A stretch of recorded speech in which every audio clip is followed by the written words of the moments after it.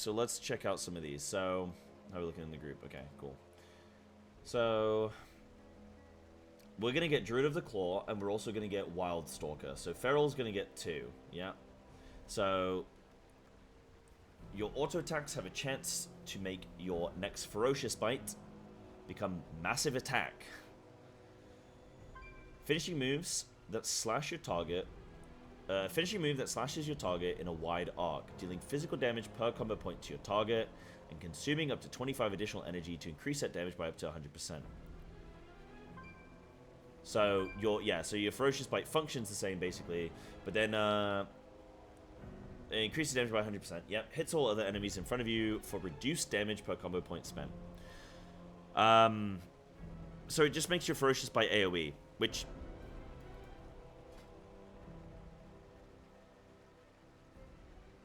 it already is if you have a Rampant Ferocity. So I don't really know how that is going to look. Then they do max energy and rage are increased by 20. Okay. Frenzy regeneration also increases your maximum health by 10%. By the way, do you have to pick one path? I'm assuming you can only go down one route and that's it. Like you have to choose this one and then you get a choice of one of 3. Then a choice of one of 3. Like, I'm assuming that you can't go, like, 1, 2, 3, 4 if you wanted to or something. Oh, you get them all. Oh, you... Wait, really? You get them all? Choice nodes that are optional? Really? Okay.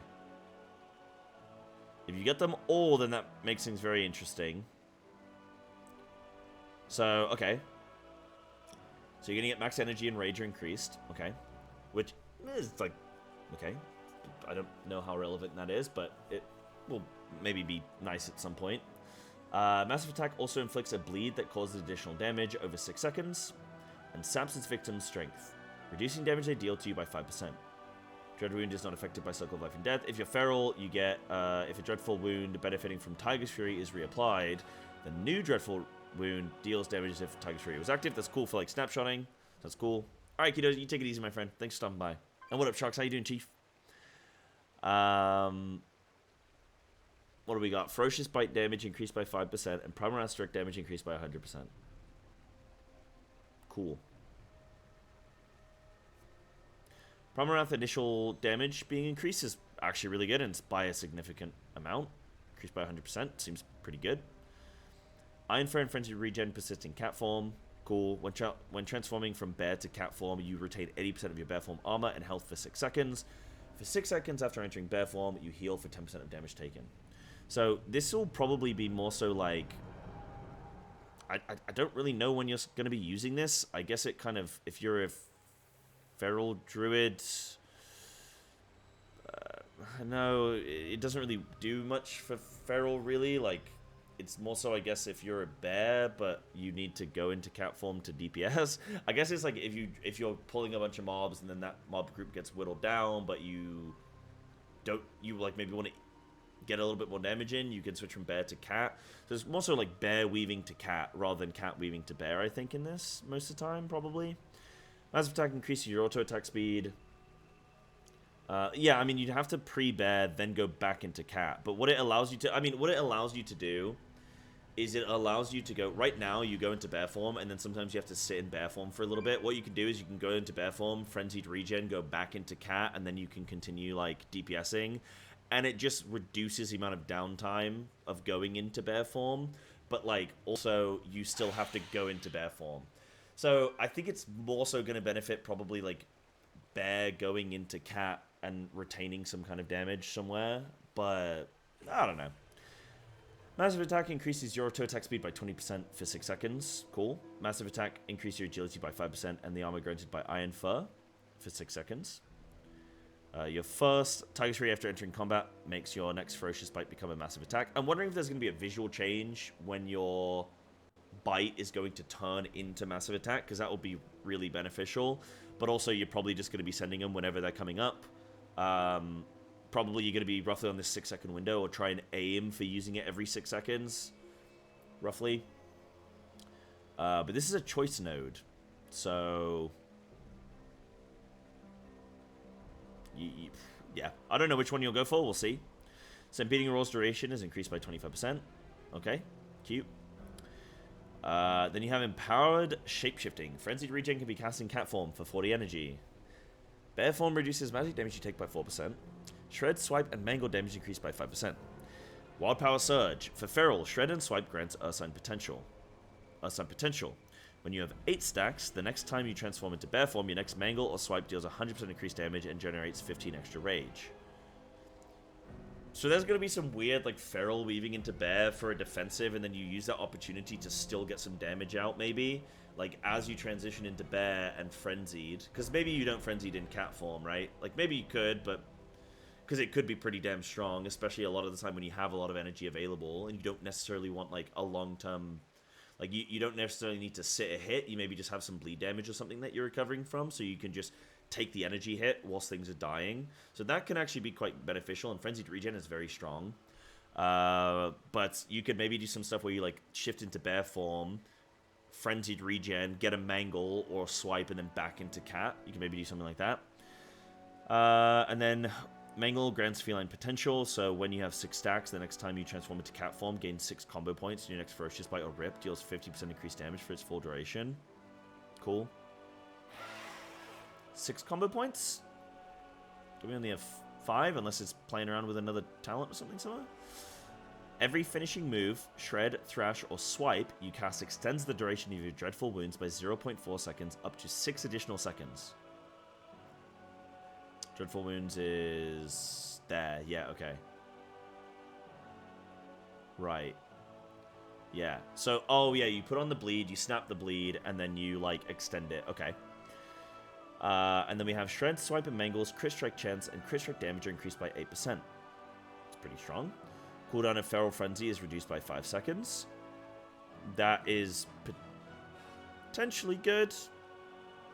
We're lining up with, like, Tiger Fury right now, but I guess Feral Frenzy coming up a little bit before Tiger Fury could actually be pretty good.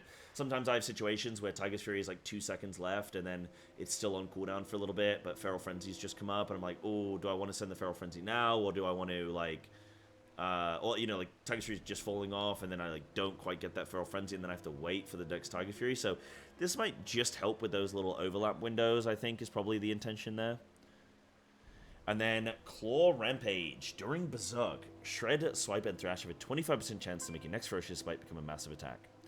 So then you're just going to get a bunch of massive attacks. You're just going to get it a lot. Now, my whole thought with this tree is, like, are we also going to have Apex, which is going to be doing a bunch of free bites, and then on top of that, we're also going to have Rampant, which already does AoE damage from our bite. Like, are we already going to have all these things? Or, like, are we going to keep all of these things and then also gain this? That's kind of interesting. It's like our bite is going to do AoE, but it already does AoE, so then it's probably... I don't know, you're going to get that Primal Wrath damage initial hit increased by 100%, but I just think we're going to become... apply Primal Wrath, and then bite, and try and get these massive attacks. So, interesting. Interesting. We then have, like, Wildstalker as well. I'm down to maybe look at some of Wildstalker and see... where did it go? Hold on. Yeah, Wildstalker. So, Rip and Rake damage has a chance to cause your Bloodseeker vines to grow on the... Hold on. Do I have anything else that I want to say on that? They're fine. They're not as... I don't know. I'm going to give my overall thoughts on these talents as a whole and, like, the system as a whole afterwards, but, like, this is fine. There's some good stuff in there. Stampeding Roar sounds good. Like, any utility stuff is going to be pretty good. Maximum energy increase. Frenzied Regen in cat form is pretty good. The ability to, like, shift into bear form and then back into cat and retain a lot of the defensives can be pretty good, because you can do, like, a shift from cat into bear into Tiger Fury, which will instantly put you back in cat. Or at least it should do. If I'm in cat and I go bear, yeah, there you go. So you can do that kind of thing, which, like, reduces the time that you're spent in bear, because you'll just immediately get access to that extra defensive. So maybe that'll be enough to, if you time your Tiger Fury well with stuff, like, maybe that'll be enough to keep you out of bear form a lot more. Ironically, like, maybe this will keep you out of bear form more, which would be good. And we can retain some defensives, but still be cat. So that's cool. I just don't know how it's all going to work with, like, Primal Wrath and Apex Predator and stuff like that. Sorry, with Apex and Rampant and that kind of thing. Curious to see how it's gonna go. And then what else? And then we got Wildstalker. So this is Feral and Resto. So rip and rank damage has a chance to cause Bloodseeker Vines to grow on the victim, dealing bleed damage over 6 seconds. Okay. Cool. So this is like more bleed based immediately. Wild Growth, Regrowth, and Efflorescence have a chance to cause symbiotic blooms to grow on the target, healing over 6 seconds. Multiple instances of these can overlap. I'm assuming... Oh yeah, no, that's fine. I'm assuming if you're Convoking though and you get Regrowth, I don't think you get Wild Growth during a Convoke, right? I think... Oh no, you do. Oh, you do. Okay, so that's interesting with Convoke. That's some extra healing. Then you have damage and healing while in cat form increased by 5%. So this is also going to play into Resto's looking to cat weave. So damage and healing while in cat form increased by 5%. That's pretty good. Moonfire and Sunfire damage increased by 10%. I wonder if that will work for Lunar Inspiration. I doubt it, but maybe. Because Lunar Inspiration, I don't know, it's coded differently, isn't it? So, maybe. Is there any way I can do that and it will stop these annoying alerts? Then we have Tiger's Fury, and attacking from Prowl increases the chance for Shred, Rake, and Brutal Slash to critically strike by 8% for 6 seconds. Cool. That's buffing some of our bleed damage and also some of our instant. Casting Regrowth increases the chance of your periodic heals to critically heal. Cool. Rip damage increased by 6%. Ferocious Bite damage increased by 4%. Rejuve increased. Healing increased. Cool. Wild Growth and Rake lasts 20% longer. Interesting. I wonder how that's going to mess around with like Blood Talons. Probably still fine. Most likely still fine, but interesting. And then you have Vortex. Enemies pulled into Ursul's Vortex are rooted in place for 6 seconds. Damage may cancel the effect. That could be very good, but like the damage might just break them instantly in AoE, so probably less good than you'd think, but okay. During Barkskin, your movement speed is increased by 10%. And every second, flowers grow beneath your feet that heal up to 3 nearby injured allies. That's nice. As Feral, you might just passively be able to do a lot more healing now, which is not like, you know, it's better than a kick in the pants. It's I wouldn't like I wouldn't overlook that. I'd say that's probably going to be better than we'd think, right? Healing you receive is increased by 10%. Your regrowth healing on yourself is increased by 50%. Cool. Bloodseeker Vines and Symbiotic Blooms last 2 additional seconds. When a target afflicted by Bloodseeker Vines dies, the vines jump to a nearby unaffected target for the remaining duration. Is this AoE? Oh wait, that's Thriving Growth. Thriving Growth. Yeah. Yeah, Bloodseeker Vines, which deal damage over 6 seconds. So this causes them to last 8 seconds. So I guess Rake, you run Double Clawed Rake and try and get a bunch of vines going and then dealing damage and then spreading, like, as things die. Yeah, as things start dying, you start vining everything. I like that. Okay, I'd probably want to play some of this. The additional healing can be nice, but, like, a lot of the time dying to one-shots is pretty rough, which is where the bear one, the Druid of the Claw, is probably going to be pretty good. But I like this idea. I like this idea of, like, vines moving around. I don't know how good it will be. And then each active Bloodseeker Vine increases damage over your abilities deal by 2%. Wait, really? Wait, Bloodseeker... Wait. Ooh. Oh, but it's a choice node. Each active Bloodseeker Vine increases damage to your abilities deal by 2%.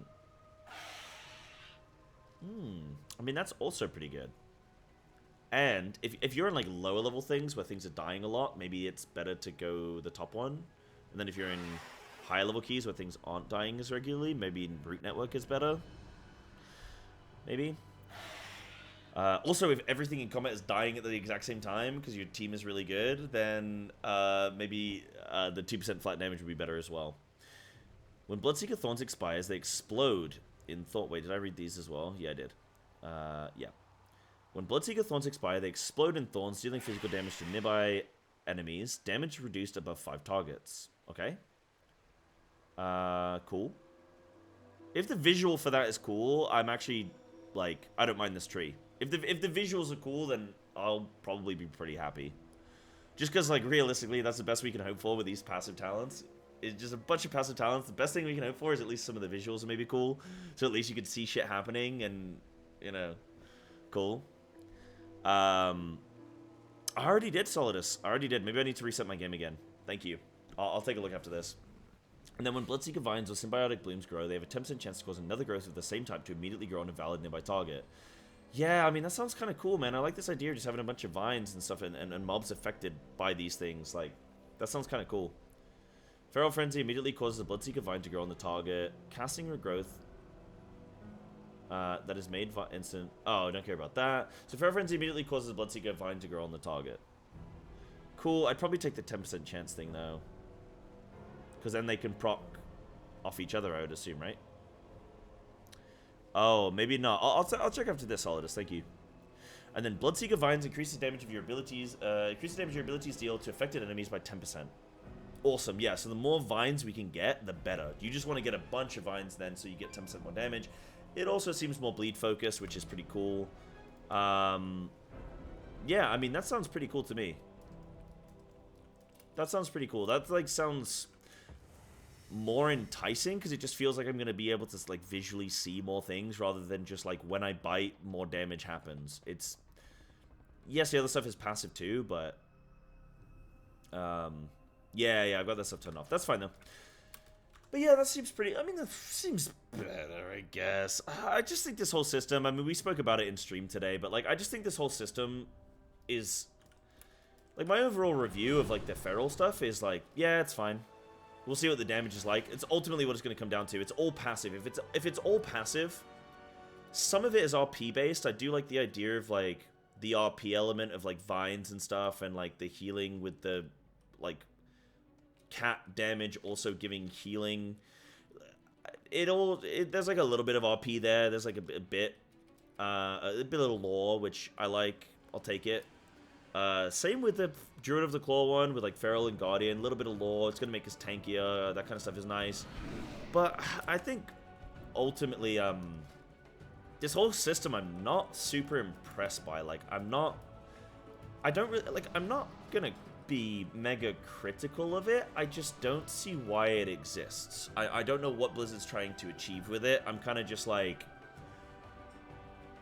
I think they should scrap the whole system, and I think they should just work on this. Why create hero talents? Like, you've literally just made this new talent system, this expansion, and then next expansion you're already just going to be spending a bunch of development time on this new passive talent system, and every class is going to get potentially, what, 9, 10, 11... It's like 11 times 3 or 4. So, yeah? Is that how many it's going to end up being across all the classes? Oh, no. These only have 2. So it's between like 20 and 30 different like talents that they're going to have to be doing for each class. And it just seems like weird development time. Just seems like weird development time when they could just make the current talents even better than what they are. And if they really want to make something new and they really want to say like, no, we need this like a new selling point for this expansion. We need to make something new to draw everyone in. Okay. Nobody cares about 10 passive talents. Nobody cares. Nobody wants them. Nobody's interested. It's if your rotation is not being altered in some way where you're engaging in this and it's going to affect your cooldown window, or it's going to affect like the way in which you want to do your setup for your rotation or something, if it's not going to impact any of that stuff, then there's no point. But I also don't think that they can just add 5 new active talents for everybody, because that would be overkill. So you either scrap the system, work on something else, i.e. this, and then also add in a new mage tower, right? Spend some development time on that. Spend some development time on some new customization stuff. Spend some development time on a new 1 to 3 boss raid. Like, that's where you could be putting additional development time. Or, if you really, really want to make this talent thing, you really want this hero talent idea, okay, well, forget hero talents, hero talent. And then you could do like a Feral Guardian, Feral Resto, Feral Boomkin, whatever you want to do. You do like one of each. You do like a couple combinations, and you do one ability, one new active. Maybe make it like anywhere from like a 30-second to a 3-minute cooldown, and just make it eventful. Think of something like Ashen Hallow, right? Ashen Hallow for Paladin, like something like that, right? Where it's like this big new active. I mean, I'm not saying necessarily do that again, just like an active talent, thematic, maybe make it some kind of combination between like, so for example, I don't know, I'm trying to think of an example between like Feral and Guardian. Like, what's a thematic example? But you kind of make it like the reinvention of symbiosis in a way, but like to the class, right? So you have like this ability that changes depending on what spec you are, and it aligns with your other specs in your class. But similar to symbiosis, right? Where it like changes depending on the combo.